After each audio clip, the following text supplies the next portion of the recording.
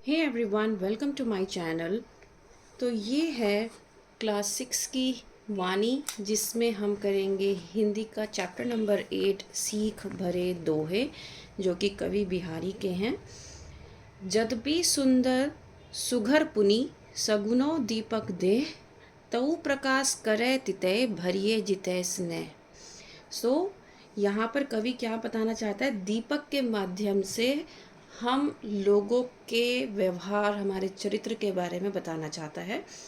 तो जैसे कि दीपक भले ही कितना सुंदर क्यों ना हो, और उसके अंदर जो बत्ती होती है उसके माध्यम से ही वो क्या करता है, वो जलता है, राइट।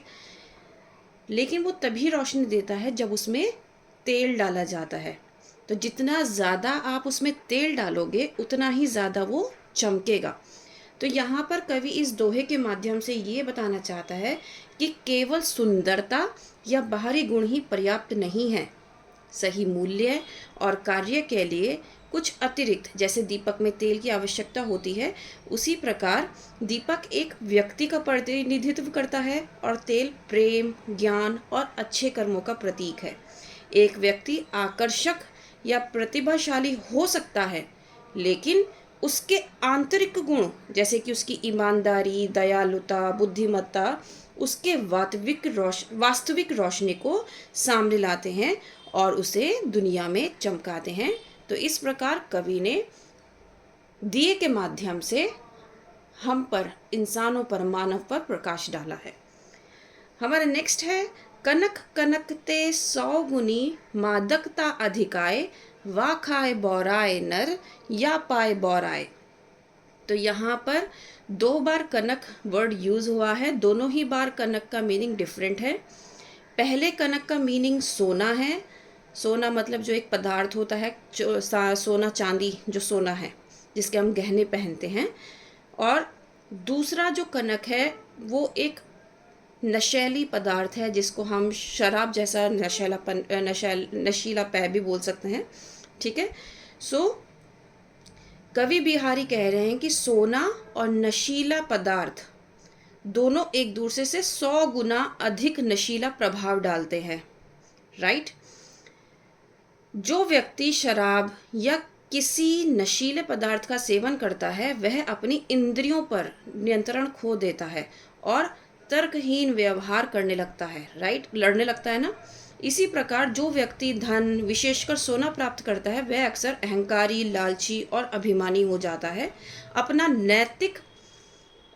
अपना नैतिक विवेक खो देता है और पागलपन की स्थिति में पड़ जाता है। उसके अंदर एक लालच पैदा हो जाता है कि मेरे पास तो सोना है, और जितना उसे मिल जाता है वो और चाहत रखता है और पाने की चाहत रखता है।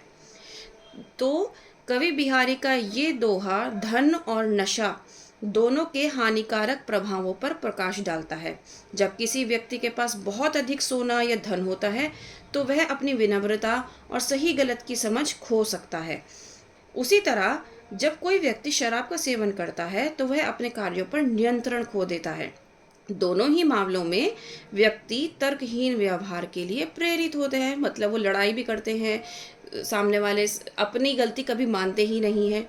यह सबक सिखाता है कि चाहे भौतिक संपदा में हो या भोग में, विनाशकारी परिणाम ही दे सकती है। ठीक है। तो हम दोनों ही तरीके से हमें नुकसान ही है। नेक्स्ट है, बड़े न हुजै गुणन बिन बिरद के बड़ाई पाए, कहत धतूरे 100 कनक गहनो गढ़ियो न जाए। तो यहाँ पर कवि कहते हैं कि गुणों के बिना महानता या सच्चा सम्मान कभी प्राप्त नहीं किया जा सकता।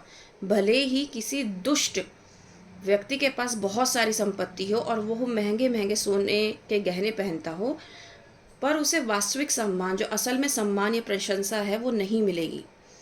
वह सम्मान केवल अच्छे गुणों से ही आता है। तो यह दोहा जो है हमारे कवि बिहारी का, ये हमें सिखाता है, इस विचार को व्यक्त करता है कि सच्ची महानता किसी व्यक्ति के आंतरिक गुणों से मापी जाती है, ना कि उसके धन या संपत्ति। किसी के पास कितना धन है, कितनी संपत्ति है, उससे उसके गुणों का हम माप नहीं लगा सकते। गुणहीन व्यक्ति, चाहे वह धनवान ही क्यों ना हो, समाज में उसका सच्चा सम्मान नहीं होता।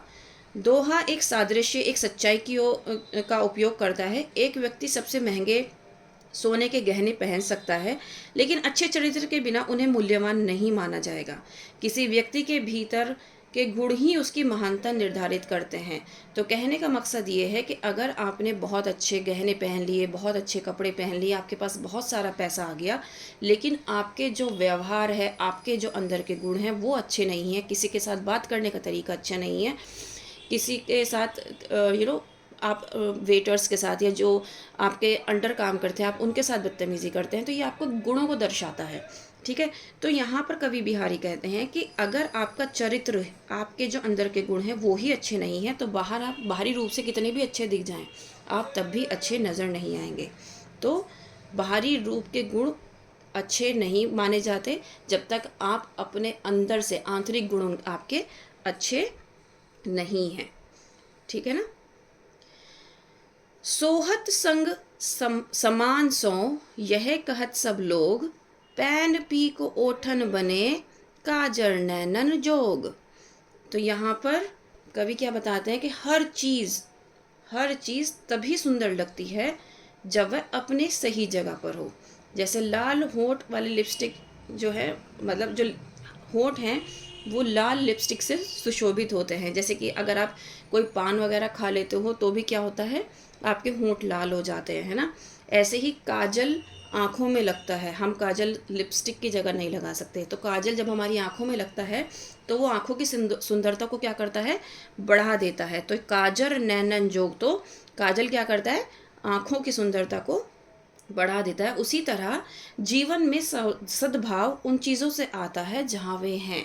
ठीक है, तो यहाँ पर इस दोहे में कवि बिहारी कह रहे हैं कि सद्भाव और उपयुक्तता के महत्व पर जोर दे रहे हैं। वो सुझाव देते हैं कि चीज़ें तभी सही तरीके से उपयोग की जाती हैं या सही संदर्भ में रखी जाती हैं तो अधिक सुंदर और प्रभावी दिखाई देती हैं। उदाहरण के लिए लिपस्टिक होठों का सुंदर बनाती है और जो कोहल काजल होता है वो आँखों में गहराई को जोड़ता है। उसी तरह जीवन में रिश्ते, कार्य और संपत्ति में संतुलन और उपयुक्तता सच्ची सुंदरता और खुशी की ओर ले जाती है। अगर ये दोहा हम छात्रों के ऊपर लेके आए तो छात्रों के जीवन में संतुलन को महत्व देने की सलाह देते हैं कवि बिहारी, और बताते हैं ठीक उसी तरह जैसे मेकअप शारीरिक सुंदरता को बढ़ाता है, तो ऐसे ही छात्रों को भी क्या करना चाहिए, अपने जीवन में एक संतुलन बना के रखना चाहिए और उनको पढ़ाई में और जो बाहरी सुंदरता है उसमें भी क्या है, एक संतुलन बना के रखना चाहिए। कुछ लोग क्या करते हैं कि कॉलेज बहुत ज़्यादा टिंच पिंच होके जाते हैं और पढ़ाई पे ध्यान नहीं देते, कौन मुझे कैसे देख रहा है, वो मेरा क्रश है, इस चीज़ पे ज़्यादा ध्यान रहता है, राइट। तो इन चीज़ों से हटकर अगर आपका जो ध्यान है पढ़ाई में रहेगा तो आपका जीवन बहुत सुलभ हो जाएगा, बहुत अच्छा हो जाएगा। नेक्स्ट वन इज़ कहे यह श्रुति सुमृत्यो, यह सयाने लोग, तीन दबावत निस्कहीं, पातक राजा रोग। तो यहाँ पर कवि बुद्धिमान लोग और धर्म ग्रंथ की बात करते हुए कहते हैं कि तीन चीज़ें अगर तुरंत नहीं निपटा जाए तो बहुत ज़्यादा बुरी हो जाती है, बदतर हो जाती हैं। ठीक है, जैसे कि पातक जो यहाँ पे बोला गया है, पाप, राजा जो कि एक अत्याचारी शासक की बात यहाँ पे की गई है, रोग मतलब बीमारी। तो इस दोहे में कवि कहते हैं कि समस्याओं को शीघ्र समाधान के लिए एक बुद्धिमान सलाह चाहिए। यह इंगित करता है कि जैसे पाप एक दमनकारी राजा, और अगर इनको अनियंत्रित और एक बीमारी को अगर अनियंत्रित छोड़ दिया जाए तो बीमारी और ज़्यादा बदतर हो जाती है। अगर आप बीमारी का इलाज नहीं कराएंगे तो वो और बढ़ जाएगी, है ना। ऐसे ही अगर आप किसी का अत्याचार सहते रहेंगे तो वो सामने वाला बेहिस हो जाएगा और उसको एहसास ही ख़त्म हो जाएगा कि मैं किसी के साथ कुछ गलत भी कर रहा हूँ। ठीक है, तो यहाँ पर कवि बता रहे हैं कि अगर आप इनके साथ टाइम से नहीं निपटे तो क्या होगा, ये और ज़्यादा बदतर हो जाएंगी। तो इन मुद्दों पर क्या करना चाहिए, जल्दी ही संबोधित किया जाना चाहिए, मतलब इनको प्रकाश में लाना चाहिए। जीवन में यदि आप इन तीन चीज़ों, गलत काम, बुरा शासन और बीमारी को नज़रअंदाज करते हैं तो वे केवल बढ़ेंगी, उनका समाधान करना कठिन हो जाएगा। अगर आप टाइम से सब काम करेंगे तो आपके लिए आसान रहेगा।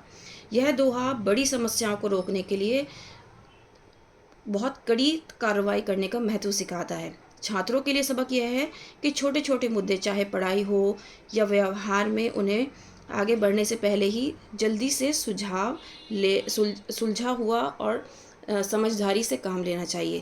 कहने का मकसद ये है कि छात्र क्या करते हैं, एग्ज़ाम से डरते हैं, है ना। पहले तो तैयारी नहीं करते हैं, लेकिन जब एग्ज़ाम सर पे आ जाते हैं कि अरे मेरे पास तो बहुत कम टाइम बचा है, अब मैं कैसे पढ़ाई करूँगा, और कि एक हफ्ते पहले तक तो बहुत चिल मारते हैं कि भैया अभी तो एक हफ्ता है, आराम से एक दिन पहले पढ़ेंगे। और जब एक दिन पहले पढ़ने बैठते हैं, अरे मेरा तो ये वर्क भी कंप्लीट नहीं है, अरे मेरा तो ये वर्क भी कंप्लीट नहीं है। तो उसमें क्या होता है, इंसान उलझ जाता है। तो अपने आप को सुलझा कर चलिए, भले ही 10 मिनट पढ़िए रोज़ाना, लेकिन एक कंसिस्टेंसी रखिए। जब आप कंसिस्टेंट रहेंगे पढ़ाई में, तो आप खुद देखेंगे कि आप अपने आप को एग्ज़ाम टाइम पे बहुत सुलझावा पाएंगे और बहुत टेंशन फ्री पाएंगे। तो यहाँ पर कवि ने इसीलिए समझाया है छात्रों के माध्यम से कि छात्रों को बिल्कुल भी अपना सारा काम क्या करना चाहिए, टाइम से करना चाहिए, बिल्कुल बर्डन नहीं लेना चाहिए। जब आप हर एक काम टाइम से करेंगे, हर रोज़ पढ़ाई करेंगे, भले ही आधा घंटा 15 मिनट करें, जो स्कूल में कराया गया है रेगुलर बेसिस पे करेंगे, तो एक टाइम ऐसा आएगा जब आपके लिए सारी चीज़ें बहुत आसान हो जाएंगी। ठीक है ना। नेक्स्ट है, मीत ना नीति गलितु हवे, जो धरिए धनु जोरी, खाएं खर्चें जौ जुरे, तो जोरिए करोरी। सो यहाँ पर सच्ची मित्रता और अच्छी नैतिकता का महत्व बताया गया है कि ये दोनों ही बहुत ज़्यादा महत्वपूर्ण हैं। हमें धन का प्रयोग क्या करना चाहिए, बहुत सोच समझकर प्रयोग करना चाहिए। अगर इसे सही तरीके से कमाया जाए तो खर्च भी सही तरीके से ही किया जाना चाहिए। अगर आप सही जगह पर सही तरीके से खर्च करोगे तो आपके पास और ज़्यादा धन आएगा। कहा जाता है ना, जितना आप किसी की मदद करोगे तो ऊपर वाला आपको उतना ही पैसा देगा, राइट। तो इस दोहे में कवि क्या बताना चाहते हैं कि ये अच्छे मूल्यों और धन प्रबंधन पर आधारित है, कि दोनों की मित्रता के महत्व पर जोर देता है ये दोहा। जिस मित्र के सिद्धांत अच्छे नहीं हैं वह किसी काम का नहीं है। अगर आपका कोई मित्र ऐसा है जो बहुत ही मतलब जिसका मिजाज बहुत ख़राब है, जो गालियाँ देता हो, जो सिगरेट पीता हो, जो ड्रिंक करता हो, अगर आप आप अच्छी संगत में नहीं हैं, तो आपकी भी क्या हो जाएगी, आपकी आदतें भी, आपको वो सब चीज़ें अच्छी लगने लगेंगी जो गलत हैं, है ना। तो यहाँ पर कवि यही कह रहे हैं कि अगर आपकी मित्रता अच्छी नहीं है, उसके सिद्धांत अच्छे नहीं हैं, तो वो किसी काम का नहीं है। उसी तरह धन अगर हम कमा रहे हैं और सिर्फ जमा किए जा रहे हैं, और जहाँ पर हमें खर्च करना चाहिए वहाँ पे भी हम खर्च नहीं कर रहे हैं, तो वो भी हमारे लिए बेकार है। तो हमें धन को क्या करना है, बहुत सोच समझ कर खर्च करना है। कमा तो रहे हैं, लेकिन सोच समझ कर हमें खर्च भी करना है। यदि कोई व्यक्ति ईमानदारी से धन कमाता है तो उसे सोच समझकर ही वो खर्च करता है, और इसी प्रकार वो क्या करता है, अमीर बन सकता है ना। हम सभी को अमीर बनना है, हम सभी को पैसे कमाने हैं, लेकिन हम तभी अमीर बन पाएंगे जब हम अपना कमाया हुआ पैसा ऑनलाइन शॉपिंग में, बाहर के जंक फूड में, और हमें किसी भी चीज़ की क्रेविंग हुई एकदम से मंगा लिया, इन सब चीज़ों में खर्च ना करें। थोड़ा सा अपने ऊपर कंट्रोल करना सीखें। तो ये दोहा छात्रों को भविष्य में अधिक सफलता के लिए विश्वास और अच्छे मूल्यों पर मित्रता बनाने और अपने संसाधनों का सावधानीपूर्वक प्रबंधन करने की सलाह देता है। मतलब आपके पास आज के टाइम में गैजेट्स हैं, कुछ बच्चों के पास गैजेट्स नहीं होंगे क्योंकि क्लास 6 के स्टूडेंट हो आप लोग, तो ये मत सोचना कि मेरे पास तो गैजेट्स नहीं है, मेरे फ्रेंड्स के पास गैजेट्स हैं, लेकिन आपको ये नहीं पता कि उनके पास गैजेट्स होने के बाद उनकी कंडीशन क्या है। आपको मैं एक बात बता दूं कि गैजेट्स जो हैं हमारे नर्वस सिस्टम पर डायरेक्ट इम्पैक्ट डालते हैं। आज आपके पास गैजेट्स आ जाएंगे, ठीक है, आप जो चाहोगे आपको मिल जाएगा, आपके पेरेंट्स आपको दिलवा देंगे, लेकिन ये आपकी पढ़ाई को ही हैम्पर करेंगे। तो आप इस चीज़ को हमेशा याद रखो कि अगर आपके पेरेंट्स आपको नहीं दे रहे हैं तो उसमें आपकी बहुत ज़्यादा भलाई है। हाँ, आप हमारे टाइम को देखो, हमारे टाइम में तो इस तरह के मोबाइल भी नहीं थे। आप आज के टाइम में एटलीस्ट आप मोबाइल भी यूज़ करते हैं, आप नेट भी यूज़ करते हैं, आप वीडियोज़ देखते हैं, आपको कोई प्रॉब्लम होती है आप उस चैप्टर को यूट्यूब पर देख लेते हैं, राइट। हमारे टाइम में ऐसा कुछ नहीं था, हम सब कुछ ऑफलाइन पढ़ते थे। हमें अगर कोई प्रॉब्लम होती थी हम अपने टीचर से ही पूछते थे, हमारे पास और कोई ऑप्शन नहीं होता था, राइट। तो आपके पास ऑप्शन है, लेकिन हमारे जो लालच है वो बढ़ता जा रहा है कि नहीं हमारा पर्सनल मोबाइल होना चाहिए, जो कि गलत है। इस एज में मुझे नहीं लगता किसी को पर्सनल मोबाइल लेना चाहिए, ठीक है। तो कवि यहाँ पे यही कहता है कि छात्रों को बहुत ज़्यादा अपने ऊपर कंट्रोल रखना है, अपने पैसे का कैसा, कहाँ पर कैसे खर्च कर रहे हो उसका बहुत ध्यान रखना है। समय जो जा रहा है वो वापस लौट कर नहीं आ रहा है आएगा, तो इसलिए समय का जितना ज़्यादा सदुपयोग आप कर सकते हो करो। और जो अपना ज्ञान है, जितना आप ज्ञान को बांटोगे उतना बढ़ेगा, तो ज्ञान को बांटो। ठीक है। नेक्स्ट है, कोटि जतन कऊ करे, परे ना प्रकृति ही बीच, नल बल जल ऊंचो चढ़े, तऊ नीच को नीच। तो यहाँ पर कवि क्या बताना चाहता है कि कोई कितनी भी कोशिश कर ले, इंसान का स्वभाव नहीं बदलता। जिस प्रकार कुएं से निकाला गया पानी सदैव नीचे की ओर ही ठहरता है, कभी आपने देखा है कि कुएं में पानी ऊपर आ जाए? नहीं ना। उसी प्रकार जो छोटे चरित्र का व्यक्ति होता है, वो कितना भी ऊंचा ना उठ जाए, वो तब भी वैसा ही रहेगा। इसका बहुत अच्छा एग्जाम्पल है, एक मूवी में था, वो मुझे मूवी याद नहीं है। एक भिखारी था जो कि बहुत ज़्यादा अमीर हो गया था, कोई उसकी लॉटरी लग गई थी, उसके पास गाड़ी बंगला सब कुछ था। गाड़ी में बैठ के भी वो क्या करता था, भीख मांगता था। मतलब एक उसकी आदत थी, उसका चरित्र ऐसा बन गया था, उसका निम्न चरित्र था। मतलब गाड़ी में बैठा है और क्या कर रहा है, भीख मांग रहा है। ये मैं एक मूवी का क्लिप का बता रही हूँ। ठीक है। ये तो एक ये एग्जाम्पल दिया है मैंने आपको। तो यहाँ पर यही बताया गया है कि इंसान चाहे कितनी ही कोशिश कर ले, किसी का स्वभाव नहीं बदल सकता है। राइट। तो इस दोहे में व्यक्ति के वास्तविक स्वभाव के अप्रवर्तन अपरिवर्तनीय होने के विचार को बताता है। अपरिवर्तनीय मतलब जो परिवर्तन नहीं ला सकता, जो चेंज नहीं कर सकता, उसके विचार को बताता है। भले ही कोई अलग ढंग से कार्य करने के लिए बहुत प्रयास करता हो, अंततः उसका जो स्वभाव है वो अंदर से दिखाई नहीं देता है। यह एक निम्न स्वभाव वाले व्यक्ति की तुलना कुएं से निकाले गए पानी से करता है, जो हमेशा प्राकृतिक स्थिति नीचे ही पाता है। जैसे कि हम हमेशा क्या करते हैं, जो कुएं का पानी है वो हमेशा नीचे की तरफ ही पाया जाता है। इसी तरह कम नैतिकता वाला जो व्यक्ति होता है वैसा ही रहेगा, चाहे वह पद या शक्ति में कितना ही बढ़ क्यों ना जाए। ठीक है। तो यहाँ पर छात्रों के लिए क्या सबक है कि छात्रों को जल्दी से अच्छे मूल्यों और सिद्धांतों को विकसित करने चाहिए, क्योंकि आपका असली चरित्र ही हमेशा चमकेगा। ठीक है ना। आप उसको चाहे कितनी ही छुपाने की कोशिश करो, वो कभी ना कभी सामने आ जाएगा। तो आप झूठी ज़िंदगी नहीं जी सकते हो, आपका जो चरित्र है वो सामने आता ही आता है ना। जैसे कि मैंने भिखारी का एग्जाम्पल दिया था, वो अमीर भले ही बन गया था, सबकी नज़रों में बहुत अच्छा था, लेकिन जब वो गाड़ी में बैठ के भी भीख मांग रहा है तो उसका व्यक्तित्व हमें पता चल जाता था, उसका चरित्र पता चल जाता था कि ये भिखारी ही है जिसके पास बहुत पैसा आ गया है।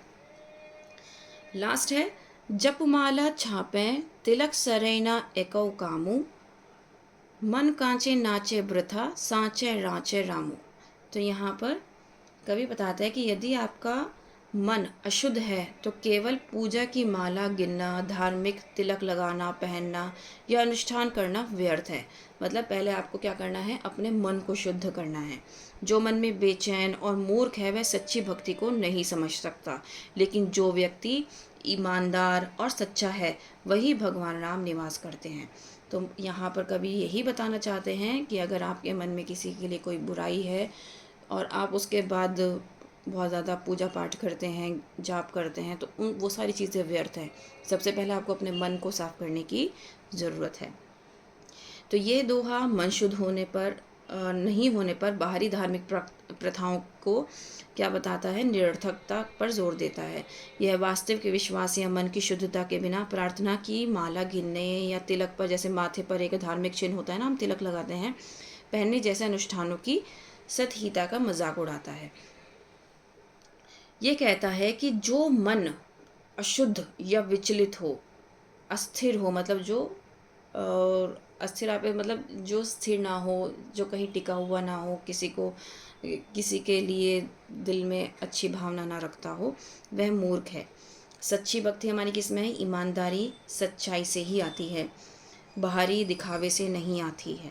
तो छात्रों के लिए इसमें क्या संदेश है, तो ये दोहा सिखाता है कि कार्य और व्यवहार दिखावे से अधिक मायने रखते हैं और वास्तविकता में भक्ति भीतर से आती है। तो छात्रों को क्या करना चाहिए, अपने व्यवहार पर, अपने काम पर जोर देना चाहिए, सबके साथ बहुत अच्छा व्यवहार रखना चाहिए और अपने काम में हमेशा आगे रहना चाहिए और टाइम से अपने काम को करना चाहिए। तो ये आपका चैप्टर कंप्लीट हो जाता है। सारे दोहे मैंने आपको एक्सप्लेन कर दिए हैं। उम्मीद करती हूँ कि आपको अच्छे से समझ में आए होंगे। Please like, share and subscribe. That's all. Thank you.